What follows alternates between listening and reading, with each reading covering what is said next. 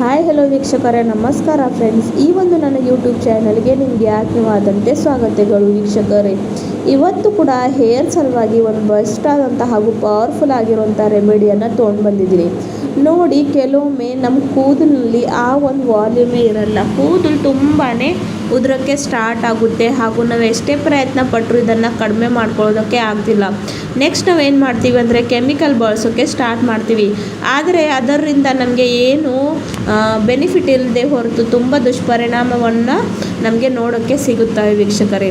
ಹಾಗಾಗಿ ಇವತ್ತು ಒಂದು ಮನೆಮದ್ದನ್ನು ತೊಗೊಂಡು ಬಂದಿದ್ದೆ. ಇದನ್ನು ನೀವು ರೆಗ್ಯುಲರಾಗಿ ಬಳಸ್ತಾ ಬಂದರೆ ನಿಮಗೆ ಎಷ್ಟೇ ಒಂದು ಹೇರ್ ಫಾಲ್ ಸಮಸ್ಯೆ ಇರಲಿ, ಕೂದಲು ಉದುರೆ ಸಮಸ್ಯೆ ಇರಲಿ ಹಾಗೂ ವೈಟ್ ಹೇರ್ ಪ್ರಾಬ್ಲಮ್ಸ್ ಇರಲಿ, ಎಲ್ಲದಕ್ಕೂ ಒಂದೇ ರೆಮಿಡಿಯಲ್ಲಿ ಇದು ಗೊತ್ತು ಪರಿಹಾರ ಇದೆ. ಸೊ ತಡ ಮಾಡದೆ ಬನ್ನಿ ನೋಡ್ಕೊಳ್ಳೋಣ ಫ್ರೆಂಡ್ಸ್, ಆ ಒಂದು ರೆಮಿಡಿನ ಯಾವ ರೀತಿಯಾಗಿ ಮಾಡ್ಕೊಳ್ಳೋದು ಅಂತ.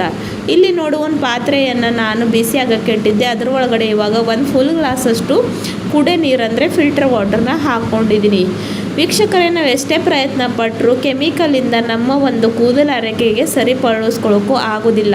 ಇದಕ್ಕೆ ಮುಖ್ಯವಾಗಿ ನಾವು ಮನೆ ಮದ್ದನ್ನು ಬಳಸ್ಕೊತ ಬಂದರೆ ಬೆಸ್ಟ್ ಆದಂಥ ರಿಸಲ್ಟ್ನ ಪಡ್ಕೋತೀವಿ. ಇಲ್ಲಿ ನೆಕ್ಸ್ಟ್ ನೋಡಿ, ನಾನು ಇದರಲ್ಲಿ ಒಂದು ಏನೆಂದರೆ ಹಾಫಷ್ಟು ಈರುಳ್ಳಿನ ಕಟ್ ಮಾಡ್ಕೊಂಡು ಹಾಕೋತಾ ಇದ್ದೀನಿ.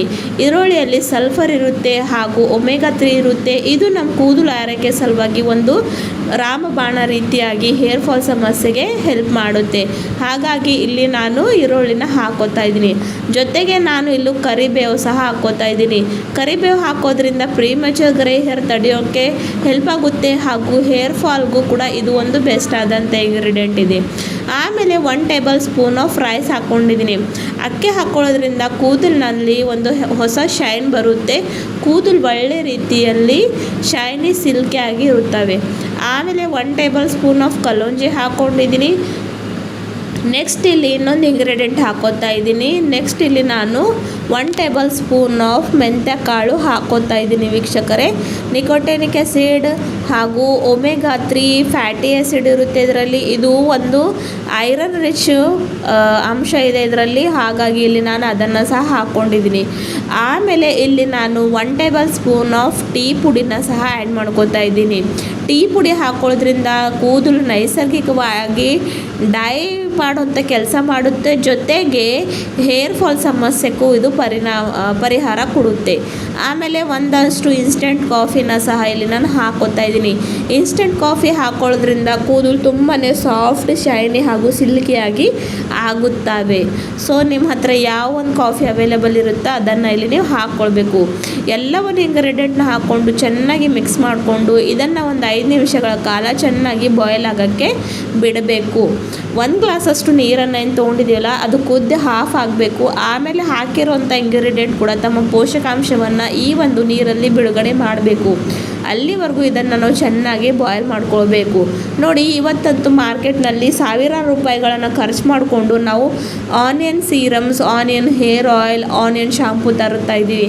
ಆದರೆ ನಮ್ಮ ಮನೆಯಲ್ಲೇ ಈರುಳ್ಳಿ ಇರುವಾಗ ಇಷ್ಟು ನಿಮಗೆ ದುಬಾರಿ ಹಣ ಖರ್ಚು ಮಾಡೋ ಅಗತ್ಯವಿಲ್ಲ ಹಾಗೂ ಕೆಮಿಕಲ್ ಬಳಸೋ ಕೂಡ ಅಗತ್ಯವಿಲ್ಲ.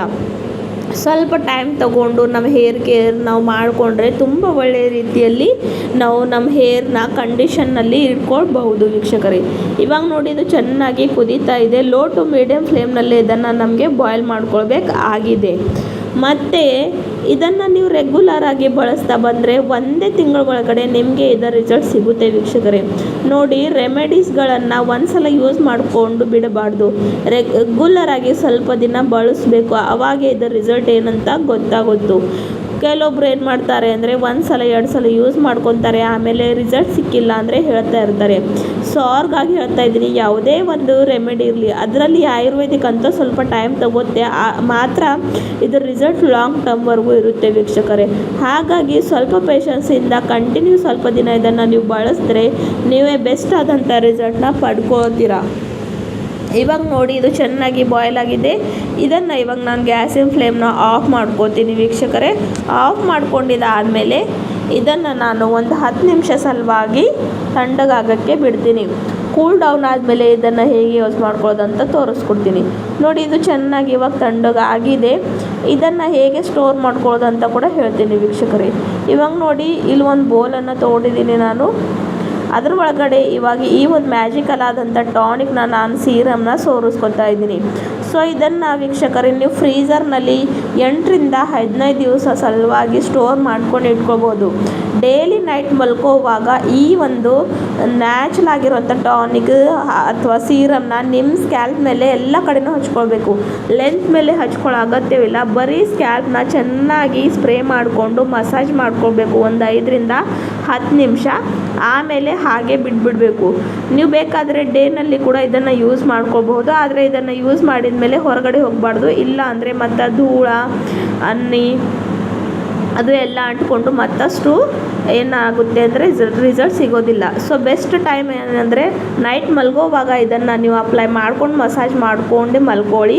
ಒಂದೇ ತಿಂಗಳ ಒಳಗಡೆ ನಿಮಗೆ ಎಷ್ಟೇ ಒಂದು ಹೇರ್ ಫಾಲ್ ಸಮಸ್ಯೆ ಇರಲಿ, ಕೂದಲು ಡ್ಯಾಮೇಜ್ ಆಗಿರಲಿ, ಪ್ರತಿಯೊಂದಕ್ಕೂ ರಿಸಲ್ಟ್ ಸಿಗುತ್ತೆ. ವಿಡಿಯೋ ಇಷ್ಟ ಆದರೆ ಚಾನಲ್ ಲೈಕ್ ಮಾಡಿ, ಸಬ್ಸ್ಕ್ರೈಬ್ ಮಾಡಿ.